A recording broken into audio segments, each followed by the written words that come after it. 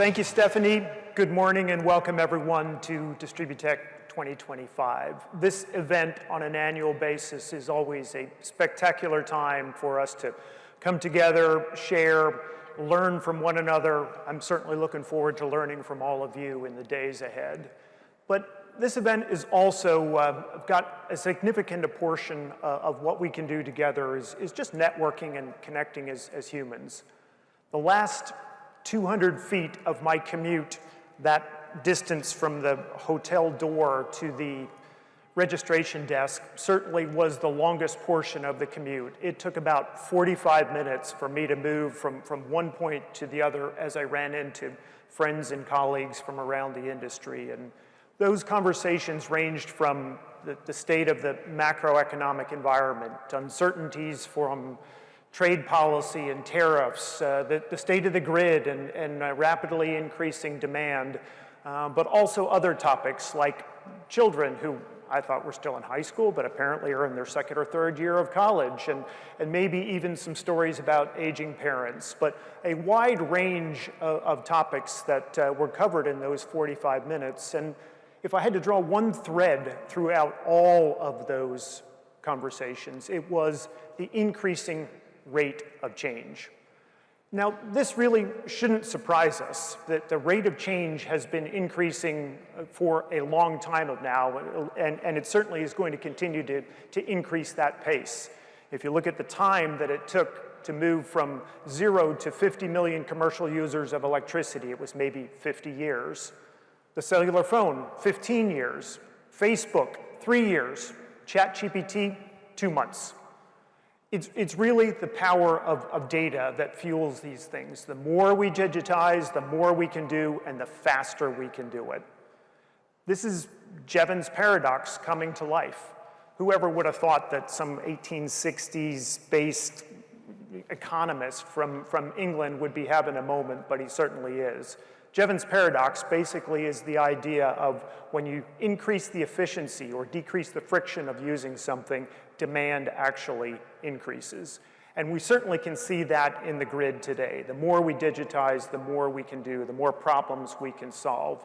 The more distributed energy resources that are on the grid, the more opportunity we have and the more risk we have to be able to manage stability, resiliency, and reliability. This is the new world, and I think it is a pretty exciting world when it comes to the notion of intelligence and what we can do in the grid. We can use that data to improve the quality of service, to increase resiliency and reliability, to make the world a bit more sustainable and find ways to increase the efficiency in what we do. And you might be sitting there saying, Deitrich, okay, this sounds pretty interesting, but what do you really mean by these things? So if you indulge me for just a moment, I'm going to give you an example of what this looks like. This isn't a fictitious example. It's a real-world case. It's something that we're working on with a customer today. It's something that is in the process of really moving from pilot and understanding how we might be able to deploy it at scale. And the example is EV charging. Here's the case and how to level set. So consumer buys an EV. They have 100 amp service and a 100 amp panel on their house. They realize that using a level 1 charger, it's going to take them maybe 18 or 20 hours to go from 0 to a fully loaded battery in terms of what that charge time would look like. Not a very fulfilling proposition. So what can you do? You log on to the portal, you see what the situation is like, so you can start to say, okay, I can increase the size of the panel and the level of service that comes to the house to be 200 amps. Then you can install a level 2 charger, and you can reduce that charge time and make it a much more pleasant, usable experience overall. Or you could use the power of data to find another way to solve the problem. And this is the use case that I want to use as my example to talk about the power of data. So here's how you look at it.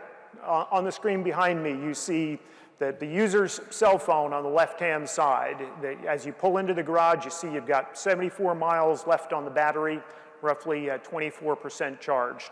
On the utility side, you see at the house itself, 100 amp service, but you're only using 6 amps of that right now. Nothing really going on inside of the house. You plug in the car, suddenly you've added another 60 plus amps to the service, still well within the capacity of what you got at the panel and what you've got at the house. Now, you'd say, okay, we've now charging the car 6.5 hours. By the time you're ready to drive to work in the morning, it's going to be fully topped up and we're ready to go.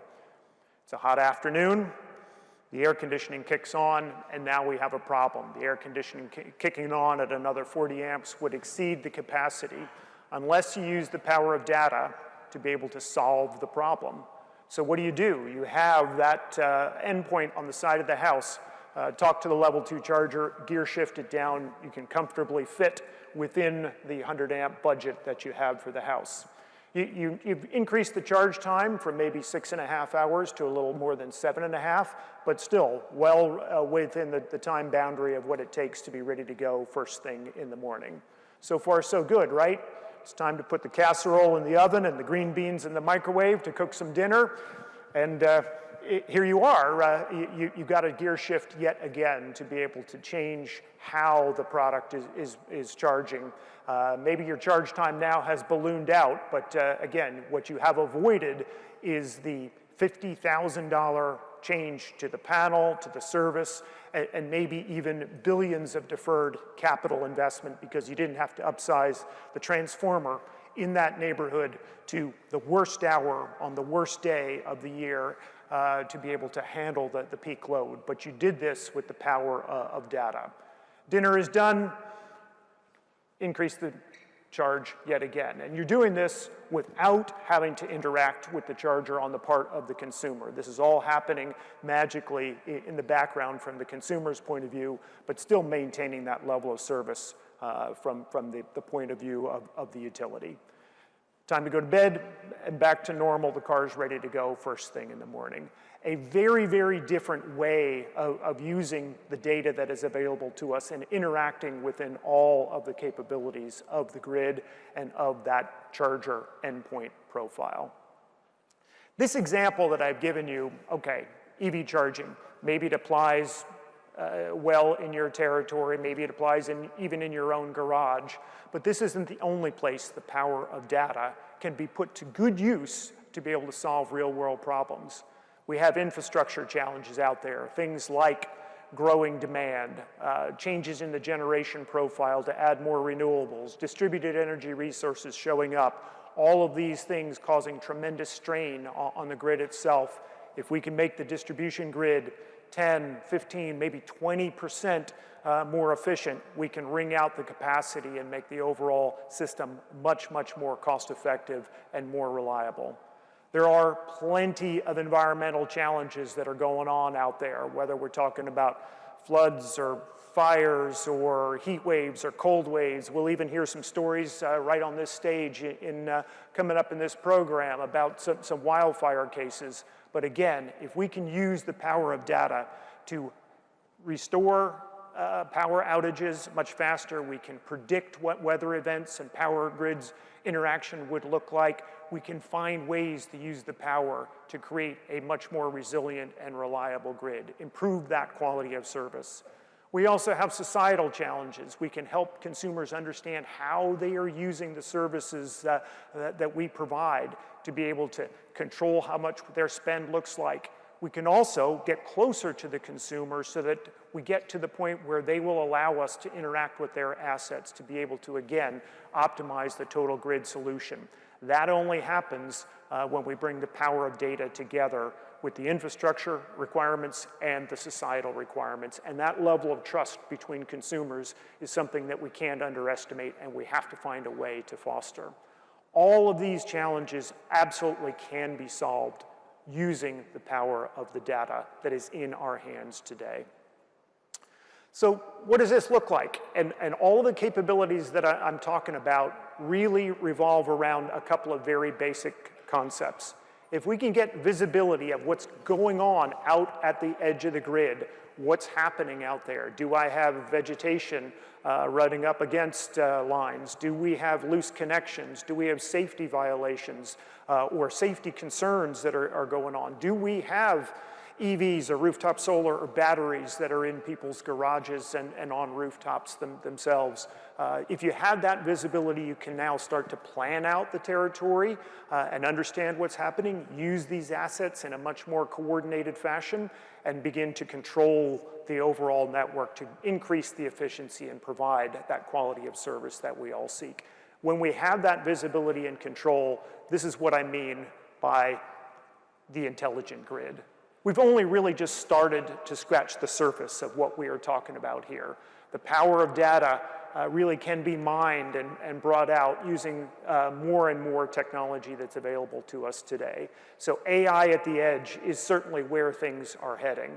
Just at this conference alone, I can't wait to see the announcements from around the industry, but certainly two that we made this week. One was in cooperation with Microsoft and Schneider Electric to bring together the power of the Microsoft data platform and AI capabilities, along with data and analytics from the ADMS system, from the AMI system, from the analytics system. And we pull these things together, we can now start to understand what is happening and use the power of AI to pull out insights.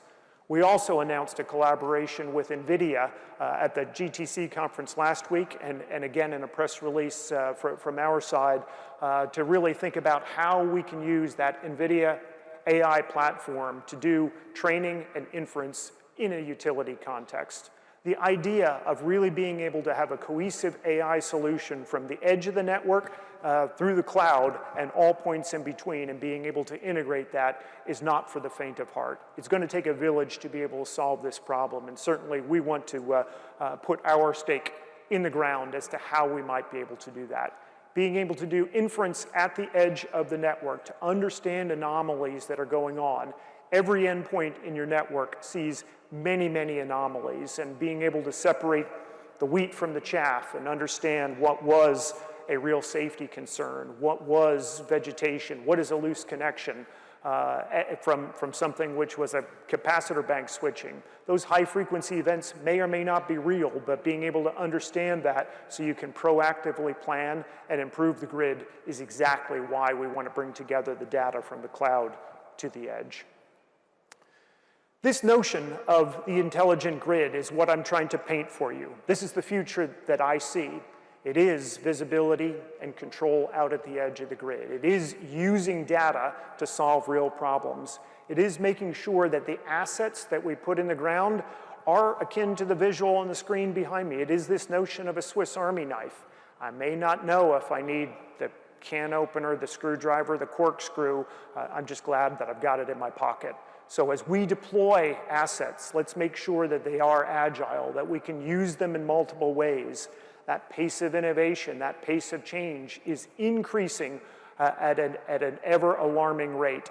And to the extent that we put something in the ground and we want to have a useful life of it for 10 years or longer, let's make sure that it is agile. And using the power of software and the power of data, we can pull out the blade that we need to be able to solve the problem in the context that it exists today. This is the future that I see. This is the intelligent grid. And that's my time. Thank you very much.